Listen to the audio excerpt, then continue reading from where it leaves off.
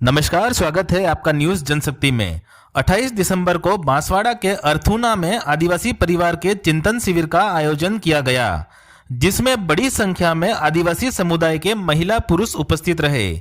चिंतन शिविर में मुख्य वक्ता के रूप में बोलते हुए भंवरलाल जी परमार ने क्या कहा, आइए देखें ये रिपोर्ट। लगातार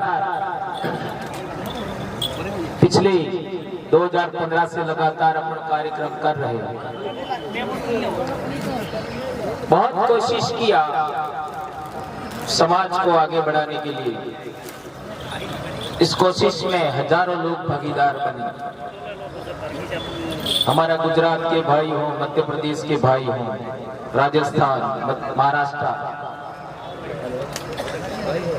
बहुत कोशिश किया और जितना कोशिश हुआ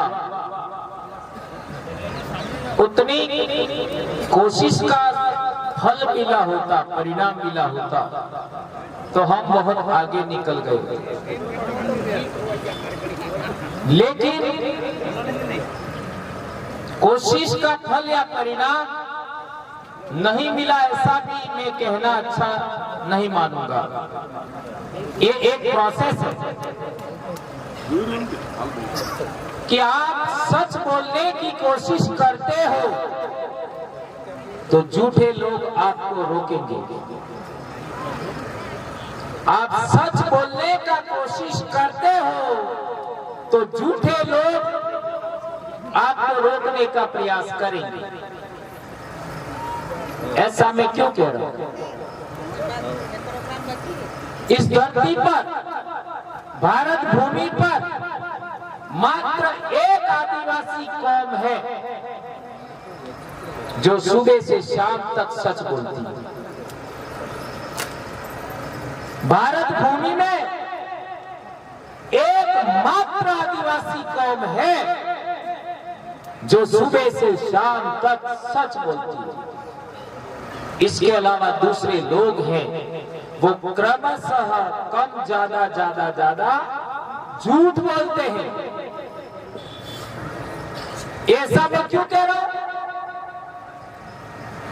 ये मैं इसलिए कह रहा हूं कि हम लोग इसी मिट्टी की पैदाइश है, यही के हैं, भारत भूमि का मूल बीज है, यही की उपज है। इसलिए हमारे झूठ बोलने का कोई सवाल ही नहीं है। और जो दूसरे लोग हैं वो न्यूनाधिक बाहर से आए हैं, तो वो सच कैसे बोलेंगे? सच बोलने के लिए वो तैयार होंगे तो उनको पहले तो यह मानना पड़ेगा कि हम यहाँ के नहीं हैं, हमारे पूर्वज बाहर से आए हैं। ये उनको कहना पड़ेगा। इसलिए उन्होंने आदिवासियों को अपने नियंत्रण में रखना ही एकमात्र उद्देश्य बनाया है। जब से आए हैं आदिवासियों पर हमारा नियंत्रण होना चाहिए, यह एकमात्र उद्देश्य उन्होंने बनाया है। और आदिवासियों को अपने नियंत्रण में रखने के लिए, अपने शासन के अधीन रखने के लिए, अपनी सत्ता के अधीन रखने के लिए उन्होंने कई तरीके अपनाए। इनमें से दो तरीके बहुत महत्वपूर्ण हैं, एक धर्म, एक राज।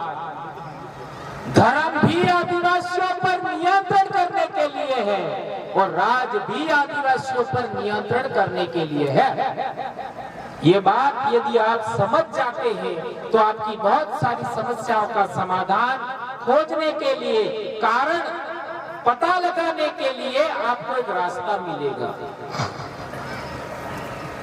ये मैं इसलिए कह रहा हूं कि एक व्यापारी, अब आप जितने भी बैठे हुए मेरे भाई बहन हैं, आपको किसी दुकान पर बिठा दिया जाए, समझ रहा है, बहुत गंभीर बात बता रहा हूं।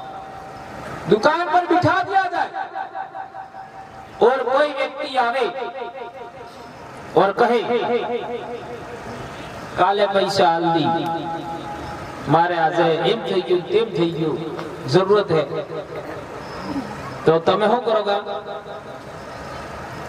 હાલ દોગા કે નહીં હાલોગા हाल दोगा ये विश्वास इस दिल से निकलता है ये कोई मेरे अकेले दिल में नहीं है वो विश्वास वो प्रेम वो ईमानदारी वो अच्छा गुण जीवन मूल्य मेरे अकेले के दिल में नहीं है हर आदिवासी के दिल में ये चीज दूसरे लोगों के पास नहीं होती यदि हम लोगों को कोई दुकान का मैं सामान रखे हुए सामान का भाव पूछेगा कीमत पूछेगा तो हम बहुत मुश्किल 1 या 2 रुपये से ज्यादा उसका भाव नहीं बता पाएंगे सही कह रहा हूं गलत कह रहा हूं यदि 25 रुपये की कोई वस्तु है तो हम ज्यादा 26-27 से ज्यादा ले ही नहीं पाएंगे नहीं ले पाएंगे ये ईमानदारी ये मानव मूल्य हमारे जीवन में है हमारे दिल में बसता है वो मानव मूल्य तो इसके बजाय आप दूसरे लोगों को देख लो एक व्यापारी दूसरे समाज का है वो 25 रुपए की वस्तु कितने रुपए में बेचेगा 50-100 में भी बेच सकता है अब वो बताओ कैसे सच बोलेगा सच बोल पाएगा नहीं बोल पाएगा और राज करने वाले लोग हैं वो सच बोल पाएंगे जब तक जनता अंधी रहेगी तब तक राज होता है इसलिए वो भी सच नहीं बोल पाएगा और वो मंदिर में बैठता है वो सच बोल पाता है चर्च में बैठता है वो सच बोल पाता है कोई भी धर्म स्थल हो किसी भी धर्म का उसमें जो बैठने वाला आदमी है वो भी सच नहीं बोल सकता कड़ा भी धर्म स्थल माते बहनों पुजारी कार्य हासी बात नहीं बोली सके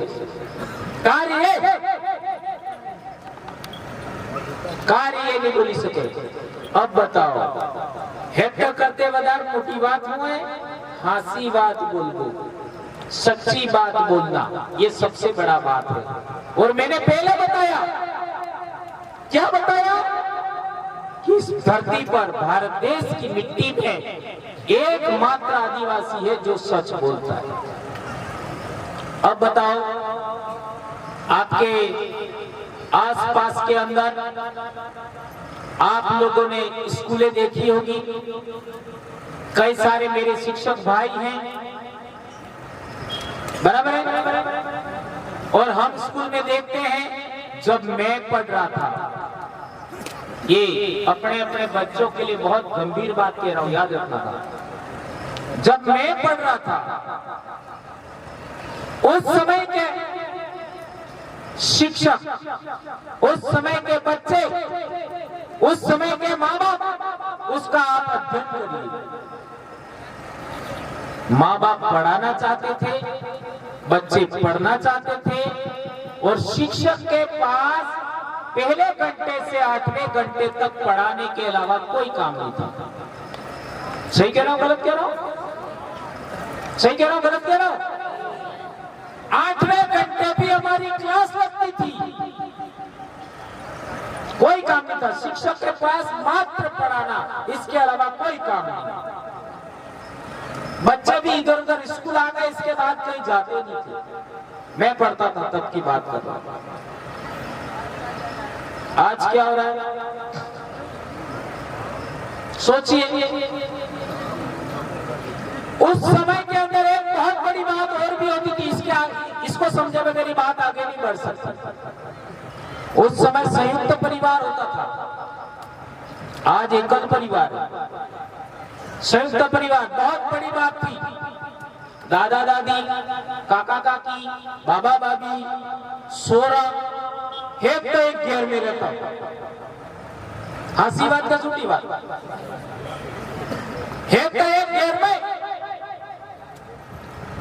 और ज्यादातर बच्चों को स्कूल भेजने का, तैयार करने का, पढ़ाने का, जल्दी नहीं उठ रहे हैं तो डांटने पीटने का, कोई गलत काम कर रहे हैं तो इनको ठीक करने का, ये सारा काम काज है वो दादा दादी ही करते थे।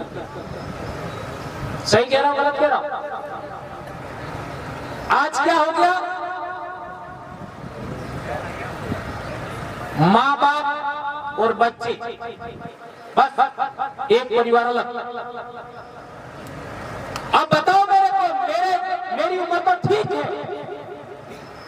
लेकिन जो लोग माँ बाप हैं और जिनके बच्चे पढ़ते हैं, उनसे मेरा सवाल है, क्या आप अपने बच्चों को सुधारने की क्षमता रखते हो? उनको अनुशासित रखने की क्षमता रखते हो? क्या आपका बच्चा गलत दिशा में जा रहा है तो क्या आप बच्चे को बोल पाते हो? नहीं बोल पाओगे। ध्यान रखो, कोई भी माँ बाप अपने बच्चों को गलत दिशा में जा रहा है नहीं कह पाते, अनुशासित नहीं कर पाते। वो अपेक्षा करते हैं, क्या अपेक्षा करते हैं? मार साहब ठीक करें। हम जब भी माँ बाप के पास बच्चे के लिए जाते हैं तो माँ बाप होते ही एक सवाल, मार साहब सोरो मानतस नहीं, कम इस ठीक करो। ये माँ बाप का दोष नहीं है, मार साहब का दोष नहीं है, सोरो का दोष नहीं है, एकल परिवार हो गया ये दोष है। हम छोटे थे तब हमारे माँ बाप, मेरे अपने माँ बाप ने भी कभी भी मेरे को अनुशासित करने का काम नहीं किया, मेरे को समझाने का काम नहीं किया, मेरे को पढ़ाने का काम नहीं किया। मैंने कोई गलत काम किया तो दंडित करने का काम मेरे माँ बाप ने कभी नहीं किया। मेरे दादा दादी, मेरे काका काकी, मेरे बाबा बाबी, मेरे गांव के लोग यही हमको कंट्रोल करते थे, सभी बच्चों को। और हमारे गांव ना गमेती देवा था, आज गलती की थी तो 15-20 बार ठोकता। कहीं भैंसे चरा रहे बच्चे और नेचुरल है, बच्चे खेलते हैं, भैंसे चरा रहे और भैंसे खा रही है अनाज, तो वो देख जाते तो कुछ नहीं कहते, खाने दो। वो ये पता करते बच्चे कौन कौन है और क्या कर रहे हैं। 15-20 दिन बाद वो ठोकते थे। देख लीजिए ये अनुशासन। आज क्या हो गया, हम हमारे भाई के बच्चे को कुछ नहीं कह पाते। सही कह रहा हूं, गलत कह रहा हूं? देखिए मैं गलत हो तो बोलना। हम हमारे भाई के बच्चे को कुछ नहीं कह पाते हैं, दादा दादी अपने बच्चों को कुछ नहीं कह पाते। गांव का भाई अब दूसरे के बच्चों को कहना तो दूर की बात है। इसकी वजह से क्या हुआ, इसकी वजह से आज हमारे बच्चे अनियंत्रित हो गए। और आज देख लीजिए पार्टी वाले बच्चों का इस्तेमाल करते हैं कॉलेज से, कॉलेज के चुनाव से बच्चों को दारू पिलाते हैं और दारू पिला करके वोट देना कॉलेज के अंदर। इसी मात्र समस्या का समाधान करने के लिए हम लोगों ने बिल प्रदेश विद्यार्थी मोर्चा बनाया और आज तक 2016 से आज तक हमने कभी भी बिल प्रदेश विद्यार्थी मोर्चा के चुनाव में एक बोतल दारू का इस्तेमाल नहीं किया और लगातार हम जीत रहे। यह बड़ी समस्या है, यह समझिए आप लोग, ये बीमारी को पकड़ा हमने।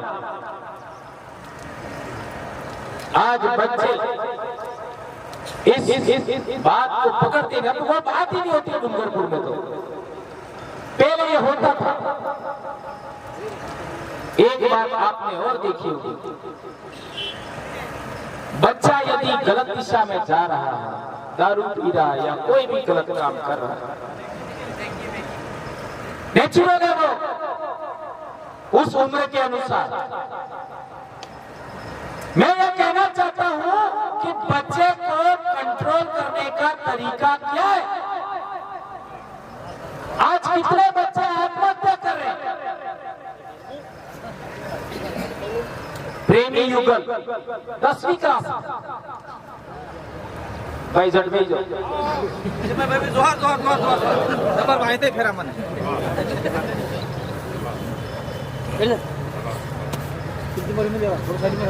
10वीं क्लास के बच्चे बच्चियां पेड़ पर टंग जाते हैं, फांसी खा लेते हैं।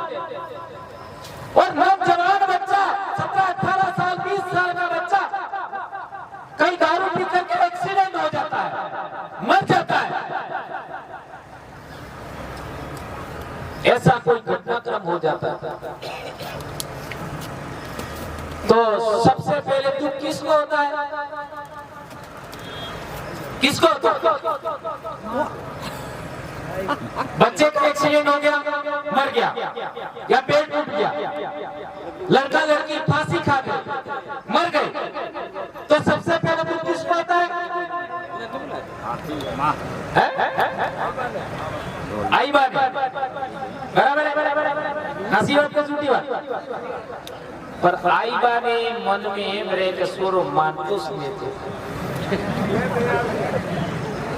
दया दावे से, पर फिर भी एक मन में टीस जरूर है। स्वरो के जूस नहीं करते तो बड़े गाड़ी में आप ये आज फीलिंग्स आ रही है, देख लेना। स्वरो मानतो से तो हमका एंजॉय था कि और नेचुरल है।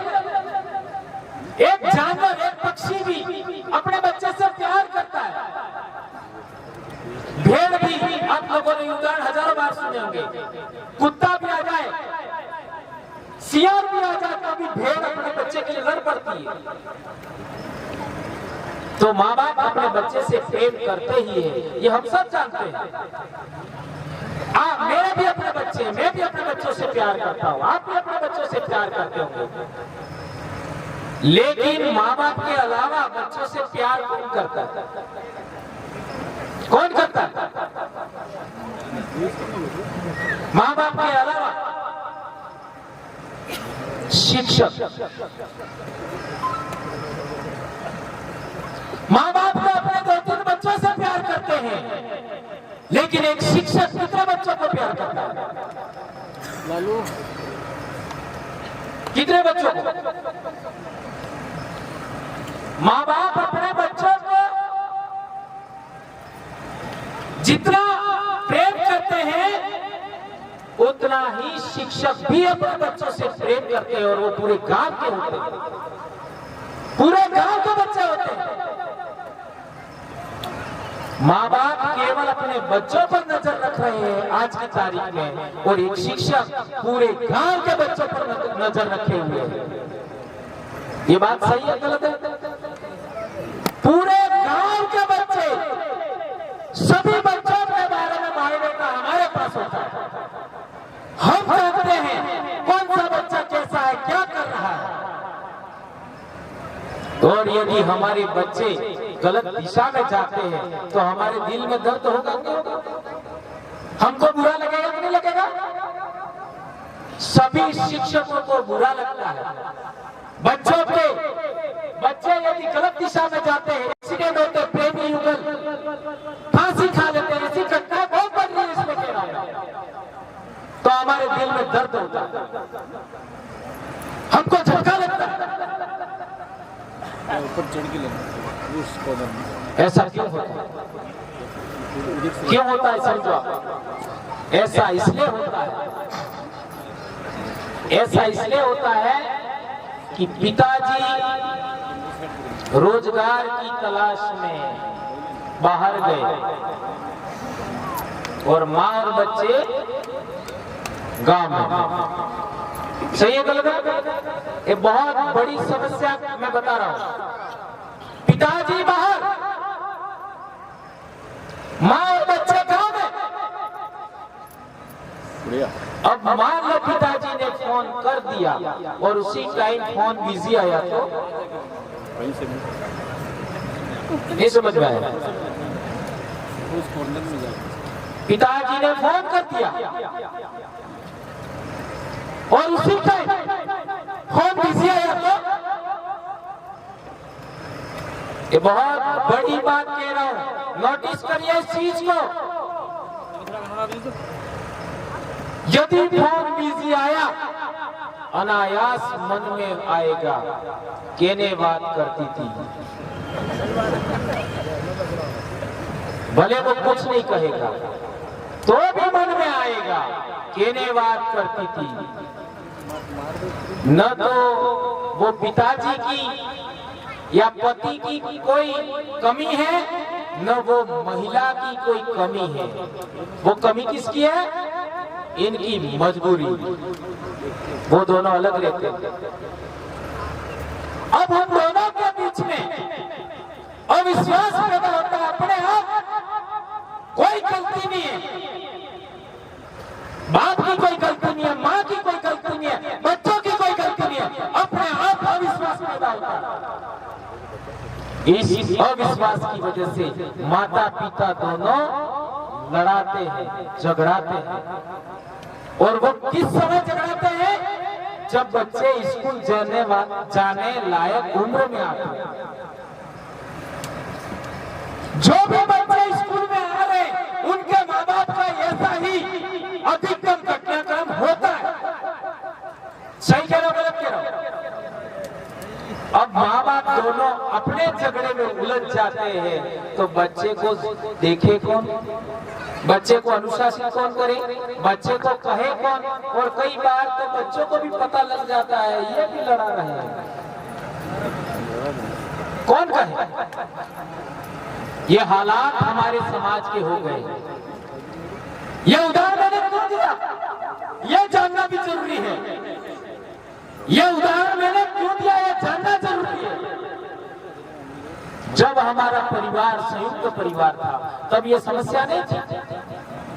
जब हम पढ़ रहे थे तब ये समस्या नहीं थी, ये समस्या आज है।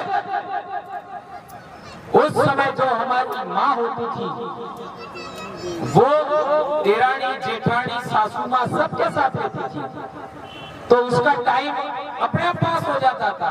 अब एकल परिवार है, टाइम कैसे पास हो? एक बहुत बड़ी समस्या है। तो संयुक्त परिवार था, उसमें बच्चों का भी सुरक्षा था, हमारी माँ का भी सुरक्षा था। और पहली बात तो उस जमाने में बाप बाहर कमाने जाता ही नहीं था। क्या जाता था? क्या नहीं जाता था। तो पिछले 30-40 साल में हमारे युवा, हमारे पिताजी अहमदाबाद रोजगार के लिए जा रहे हैं, तो यह किसकी गलती है? ये समझाने के लिए मैंने आपको ये उदाहरण दिया। ये किसकी गलती है,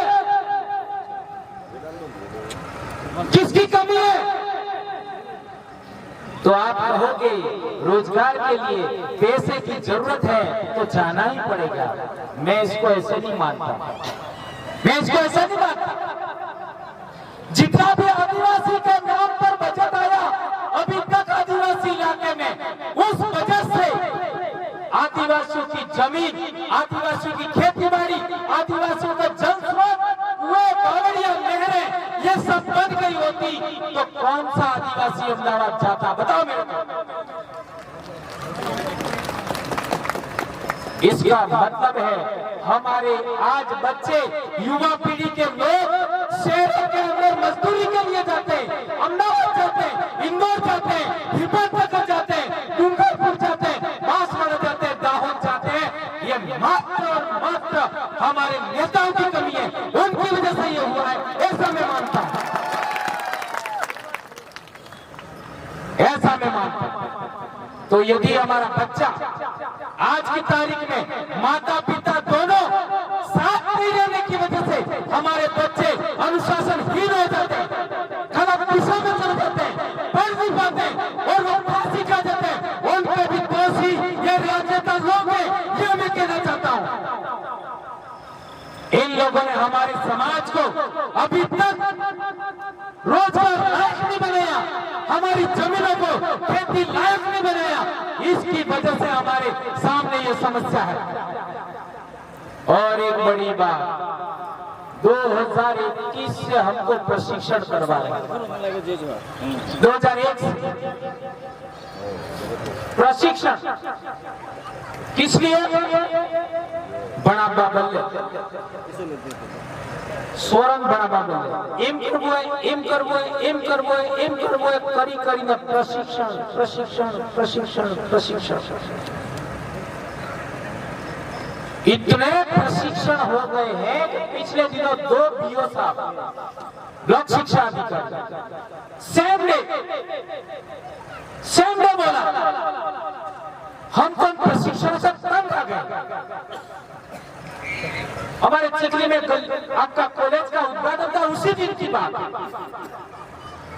सेम डे हमारा ब्लॉक शिक्षा अधिकारी ने बोला इन प्रशिक्षण से हम तंग आ गए, और फिर खाना बनाना, नाश्ता करना, यह करना, वो करना, परेशान हो गए। और ये इस पंडाल में बैठे सभी शिक्षक जानते इस बात को।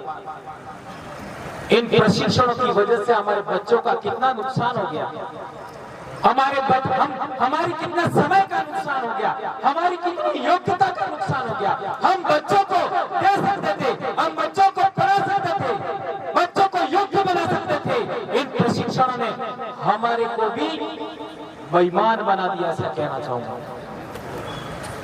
भले कोई इसको बुरा माने, चाहे कुछ भी माने, लेकिन समाज की पढ़ाई के लिए, समाज की शिक्षा के लिए इस बीमारी को भी समझना जरूरी है।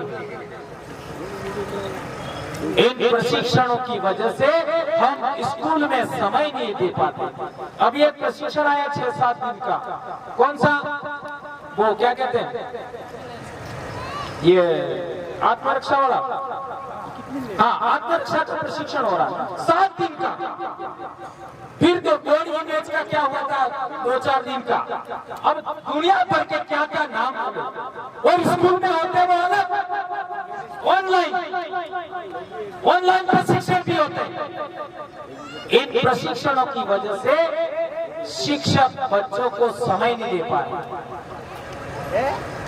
यदि मान लेते हैं एक 6 क्लास की स्कूल में जाओ आप, 6 क्लास, यदि शिक्षक ने इधर भी देखे तो भी बच्चे नाचने कूदने लग जाते हैं। इन पर बराबर नजर रखनी पड़ती है। 5वीं और 6वीं ऐसी क्लास होती है जिसको जितना पढ़ा उतना कम होता है, जितना पढ़ा उतना कम होता है। यदि उस समय बच्चों को शिक्षक समय नहीं दे पाएगा, बच्चों को सही तरीके पढ़ा नहीं पाएगा, और माता पिता संयुक्त परिवार की वजह से वो दादा दादी भी पढ़ाते थे, वो चीज भी खत्म हो गई। इस वजह से बच्चों को पाठ पढ़ने नहीं आता। एक गंभीर समस्या और समझना, बच्चे को पाठ पढ़ने नहीं आता है। और हमारा आदिवासी बच्चा, दूसरे बच्चों की बात नहीं कर रहा हूं मैं, केवल आदिवासी बच्चों की, आदिवासी बच्चे 8वीं क्लास में उनको पाठ नहीं पढ़ने आता है तो वो शर्माते नहीं शर्माते। 8वीं क्लास में ध्यान रखो, 8वीं क्लास में बच्चे को पाठ नहीं पढ़ते आता है, वो शर्माता है। और यदि टीचर ने डांट किया दूसरे बच्चों के सामने तो उसका आत्मविश्वास हर्ट होता है, उसका स्वाभिमान हर्ट होता है। फिर वो बच्चा स्कूल से धीरे धीरे दूर होने लगता है, लास्ट तक आ जाना चाहिए, पीछे जगह खाली नहीं। फिर वो बच्चा स्कूल से धीरे धीरे दूर होने लगता है, और उसी समय एक व्रत शुरू होता है उसी उम्र में। इसको कहते हैं मनसा। इसी बीमारी को आइडेंटिफाइड करते हुए मैंने पिछली बार एक शिक्षक ने ही वो बात बोली थी उदयपुर में 3 साल पहले, वही बात मैंने दोहरा दी ग्राम सभा वालों के निवेदन पर, तो बहुत हंगामा हुआ।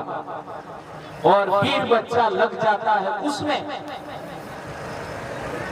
कौन सा टाइम लगता है याद रखो, जुलाई, अक्टूबर, नवंबर, ये ऐसे महीने होते हैं जब आदिवासी इलाके में सभी के सभी बच्चे स्कूल आते हैं। नवंबर के बाद बच्चे स्कूल नहीं आते, केवल परीक्षा देने आते हैं। कई जगह ऐसा भी मैंने देखा है, 50% आते हैं। देखिए, आप गंभीर बात कर रहा हूं मैं, मेरा अनुभव बोल रहा हूं मैं। तो जब बच्चे 100% स्कूल आते हैं, तब ये लोग व्रत करवाते हैं। आज एक व्रत, निकाले व्रत, परसों व्रत, 3 महीने तक व्रत व्रत व्रत। इस साल एक व्रत खत्म था जो फिर बीजो खत्म था तो फिर बीजो।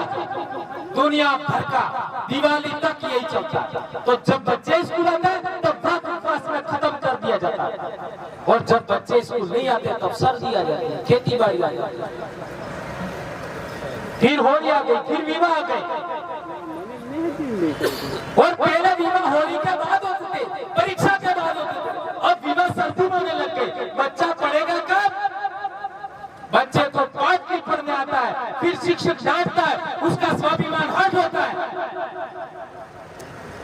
फिर वो स्कूल से दूर हटता है, और उस समय बच्चे के पास डिसीजन पावर भी नहीं होता। फिर वो बच्चा क्या करेगा? इन्हें अवड़े वो करे, समझो, इन्हें अवड़े वो करे, और फिर वो बच्चा गलत संगति में लग जाता है, बर्थडे मनाने लग जाता है। और बर्थडे मनाते हैं तो डीजे अनिवार्य है। कई बच्चे तो दारू ले आते हैं, और कई आपने समाचार सुने होंगे इस मामले में, मां को पीट दिया बच्चे ने, बकरी बेच दी, ऐसा भी समाचार सुना होगा। और इसी बर्थडे के चक्कर में, जन्मदिन के चक्कर में बच्चा पीना शुरू कर देता है, चोरी भी करते हैं। ये समाचार आजकल आप सुन रहे होंगे। समाचार में एक पैक कम बनाया तो मार डाला। जी जी, बहुत बड़ी बात बताया आपने, एक पैक कम बनाया तो बच्चे को मार डाला। ये ऐसे हम घटनाएं सुन रहे हैं। अब वो बच्चे स्कूल से बाहर क्यों हुए थे? पाठ नहीं पढ़ने आ रहा है, इस वजह से स्कूल से बाहर हुए थे। पसंद बड़े वो करे, अर्थात बर्थडे मनाते, डीजे लाते, दारू पी करके हुड़दंग करते, माँ बाप के कंट्रोल से बाहर हो जाते। माँ बाप के कंट्रोल से बाहर क्यों? बाप बाहर है, माँ अकेली घर पे, एकल परिवार है, और गांव का कोई व्यक्ति, दादा दादी, काका भाभी बच्चे को नहीं बोलता, वो कंट्रोल नहीं करता, इसलिए बच्चा कंट्रोल से बाहर हो जाता है। फिर क्या होता है? बच्चे अपनी इच्छाओं को, अपनी आकांक्षाओं के अनुरूप सफल नहीं हो पाते, क्योंकि पैसे नहीं होते, सफल नहीं हो पाते, तो फिर वो बच्चे क्या करते? आणि जिंदगी में तो आपने सुख नहीं मिलते, आणि जिंदगी में तो अपनी इच्छाएं पूरी थाची नहीं। एक हाथे मरीज तो फिर आका वाला समय में अपने एक हाथे जीवा, एक हाथे जलप था, ऐसा करके एक साथ एक ही रस्सी से एक ही पेड़ पर आत्महत्या कर लेते हैं। क्या ये मैं सही कह रहा हूँ, गलत कह रहा हूँ? ये हो रहा है कि नहीं हो रहा है?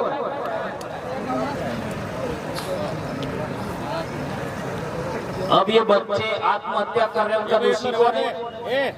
जिम्मेदार कौन है? बच्चे आत्महत्या कर रहे हैं, उसका जिम्मेदार कौन है? बच्चे स्कूल से बाहर होते हैं, उसी कारण को पकड़ो, उसी कारण को पकड़ेंगे तो समझ में आएगा कि बच्चा आत्महत्या क्यों कर रहा है। जिस बच्चे को पाठ पढ़ने आता है, जो बच्चा अच्छा नंबर ला रहा है, माँ बाप की आकांक्षा के अनुरूप पढ़ता है, वो बच्चा कभी आत्महत्या नहीं करता है, और कभी भटकता नहीं है, कभी अनुशासनहीन नहीं होता। जिस बच्चे को पाठ नहीं पढ़ना आता है, वो बच्चा स्कूल में रहकर क्या करेगा? इसलिए मैं इस मामले में दोषी इसको मानता हूं, शिक्षक पढ़ा नहीं पाता है, उन कारणों को पकड़ रहा हूं। इसलिए हमारे शेड्यूल्ड एरिया के अंदर बच्चे फांसी खा रहे और पढ़ाई नहीं पढ़ पा रहे, पाठ पढ़ना नहीं आता, छोड़ बाकी पूरा बात नहीं आता।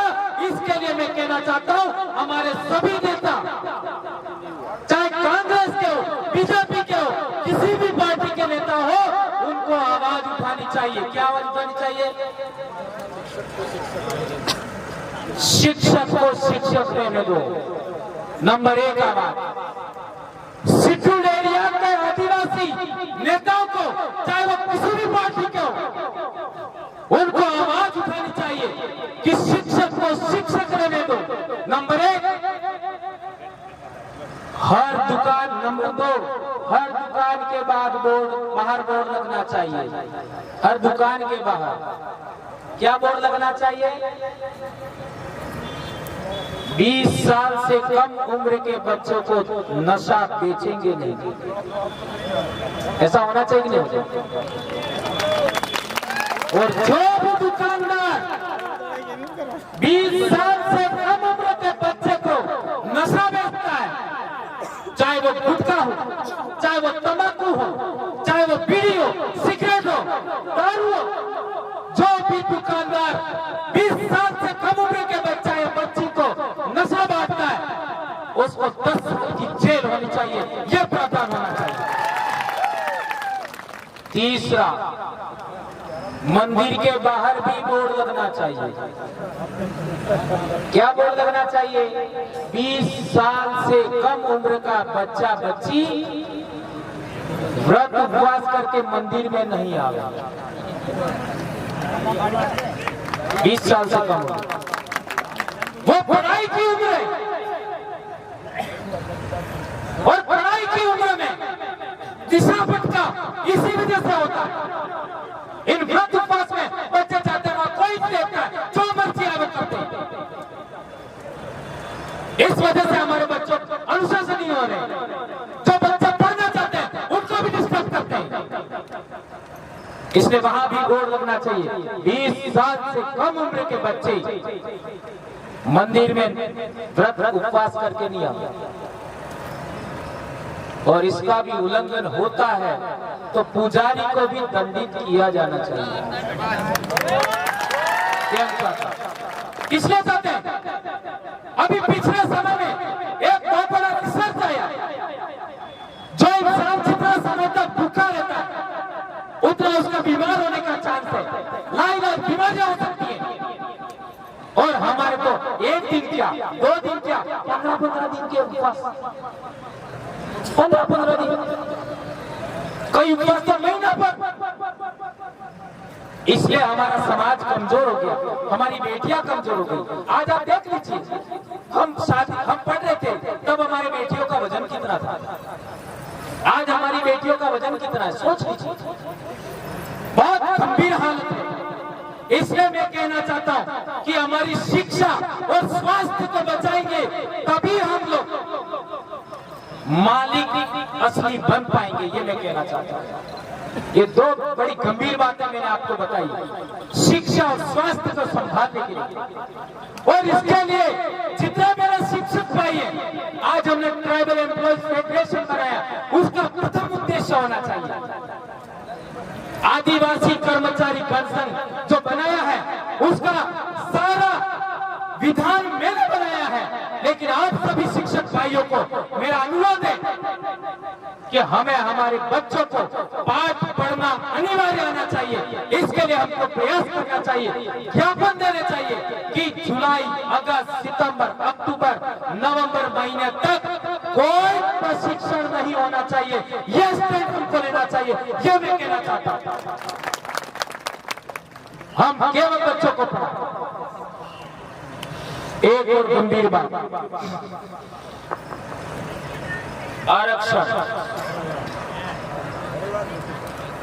आरक्षण की बात थोड़ा सा बताइए। हमारे इलाके में सभी सरपंच आदिवासी है, हमारे इलाके में सभी प्रधान आदिवासी है, हमारे इलाके में सभी जिला प्रमुख आदिवासी है, एमएलए आदिवासी है, सांसद आदिवासी है।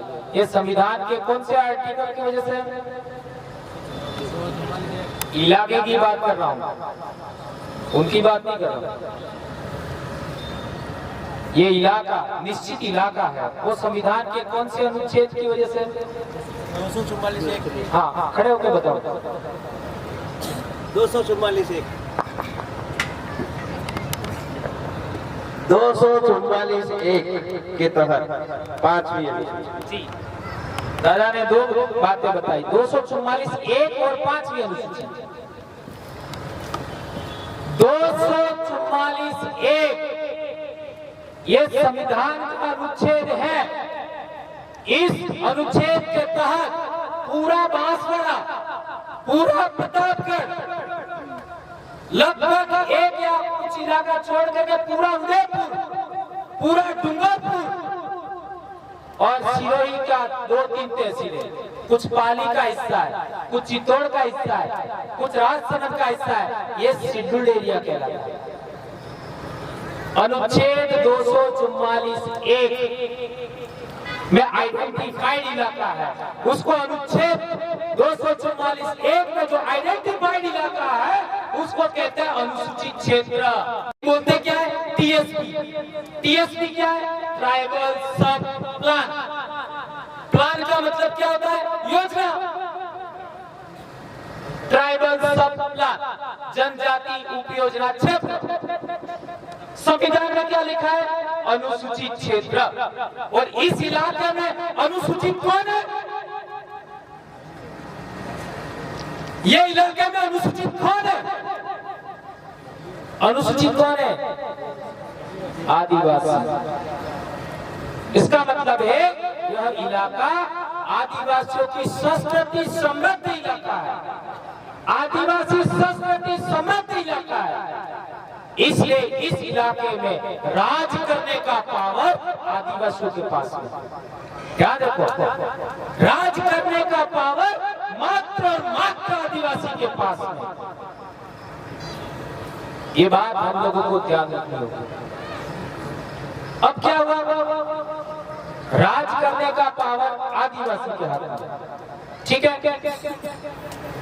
अब ये जितना राज करने वाले पावर आदिवासी के हाथ में, आदिवासियों के नेता के हाथ में है, उन नेताओं ने एक लाइन लिख दे या एक लाइन पर एक मत हो जाए कि संविधान के अनुच्छेद 244(1) के तहत ये जो हमारा डूंगरपुर, बांसवाड़ा, उदयपुर, सिरोही, प्रतापगढ़ का इलाका है वो शेड्यूल्ड एरिया है। उसी 244(1) की मूल भावना अनुरूप हमारे इलाके में आरक्षण सरकारी नौकरियों में होना चाहिए। ये यदि नेता बोल दे तो क्या हो सकता है? क्या हो सकता है? आरक्षण की समस्या समाप्त। फिर आपके पुलिस में भर्तियां होती है, उसमें पद कम नहीं रहेंगे। शिक्षक के पद की भर्ती होती है, उसमें पद कम नहीं रहेंगे। पटवारी की भर्तियां होती है, उसमें पद कम नहीं रहेंगे। जो भी नौकरियां निकलती है उनमें आपके पद कम नहीं रहेंगे। आपके आरक्षण की समस्या सॉल्व हो जाएगी। हम 2008 से ये लड़ाई लड़ रहे हैं, पर आज तक एक भी कांग्रेस के नेता ने ये बात नहीं बोली। आज तक एक भी कांग्रेस के नेता ने अनुच्छेद 244(1) की मूल भावना अनुरूप आरक्षण होना चाहिए, ये बात आज तक नहीं बोली। एक भी बीजेपी भाजपा के नेता ने भी ये बात नहीं बोली। क्या नहीं बोली? संविधान के अनुच्छेद 244(1) की मूल भावना अनुरूप शेड्यूल्ड एरिया के अंदर आरक्षण होना चाहिए, ये एक भी भाजपा के नेता ने बोला, नहीं बोला। न कांग्रेस वालों ने बोला, न भाजपा वालों ने बोला। अब बताओ, आरक्षण की समस्या किसकी वजह से है? नेताओं की वजह से। नेताओं की वजह से। कौन से नेताओं की वजह से? दोनों नेताओं की वजह से। अब वो बोलते क्यों नहीं है? क्या वो हमारे कांग्रेस भाजपा के इतने साल से जो नेता हैं वो क्या इस बात को नहीं जानते? जानते हैं, वो बोल नहीं पाते। ध्यान रखो, वो जानते हैं, बोल नहीं पाते। इसका कारण क्या है? उसका कारण ये है कि उनका सिलेक्शन किसी और ने किया, आपने मात्र इलेक्शन किया।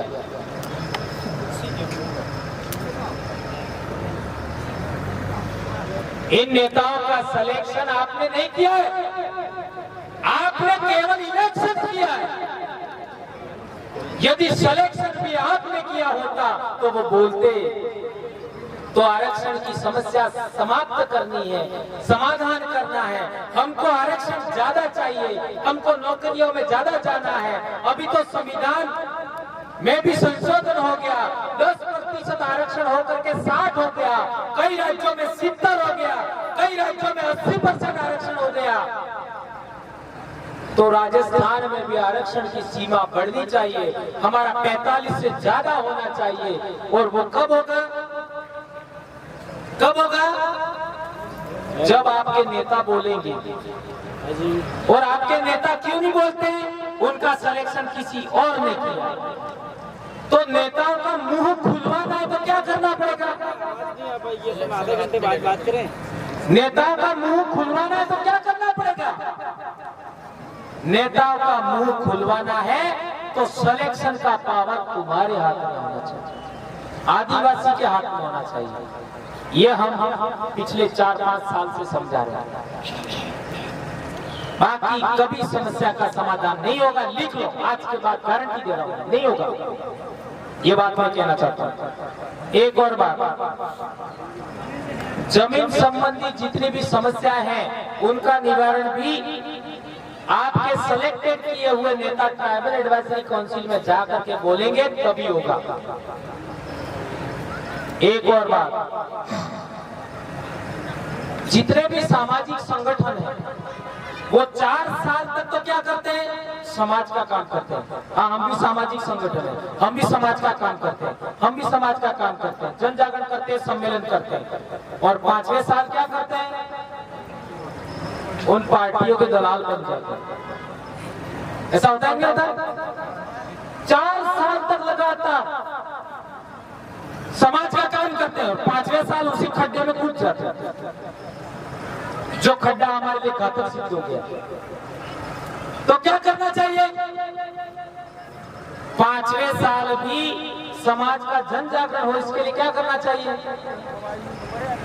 आदिवासी को चुनाव का जो मामला है वो भी अपने हाथ में लेना चाहिए।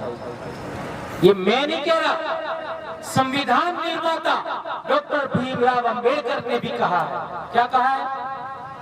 यदि लोकतंत्र में सफल होना चाहते हो तो सत्ता के मंदिरों पर कब्जा करो। ये बात ध्यान रखो। यदि लोकतंत्र में सफल होना चाहते हो तो सत्ता के मंदिरों पर कब्जा करो। तो आप लोगों को सत्ता के मंदिर पर कब्जा करने के लिए इस बात को समझना होगा। ये बात मैं कहना चाहता हूं। इतनी बहुत सारी बातें मैंने आपको बताई। विशेषकर बच्चों को पाठ पढ़ना क्यों नहीं आता है, इस पर पुनः सोचिएगा घर जाकर के। बच्चा अनियंत्रित क्यों हो रहा है, उस पर सोचना घर जाकर के। बच्चा नशा क्यों करता है, उस पर घर जाकर के सोचना।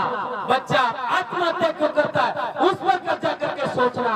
इन सारी समस्याओं का, इन सारी बीमारियों का एक ही कारण है कि हम संयुक्त परिवार से एकल परिवार में बदल गए हैं और पिताजी घर रहने के बजाय बाहर रहते हैं।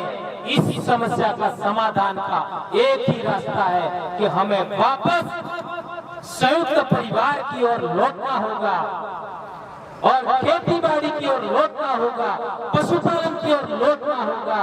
हमें अहमदाबाद या कहीं भी बाहर जाने से बचना होगा। और विशेषकर 40 साल की उम्र वाले लोग, माता पिता दोनों एक दिन भी अलग नहीं रहने चाहिए। सिंगल डे, एक दिन भी, मैं 2 दिन तो दूर की बात है, एक दिन भी अलग नहीं रहना चाहिए, साथ रहना चाहिए। यदि बच्चों को आप आगे बढ़ाना चाहते हो तो बच्चा सबसे बड़ी संपत्ति है। हमारा बच्चा आने वाली पीढ़ी वो सबसे बड़ा असेट है। आने वाली पीढ़ी का वो तुम्हारे अकेले का असेट नहीं है, यह आदिवासी समाज का असेट है, यह हमारे पूर्वजों का असेट है। जिस तरीके से ये जमीन, ये खेत, ये खलियान, ये हमारा नहीं है, हमारे पूर्वजों हमारा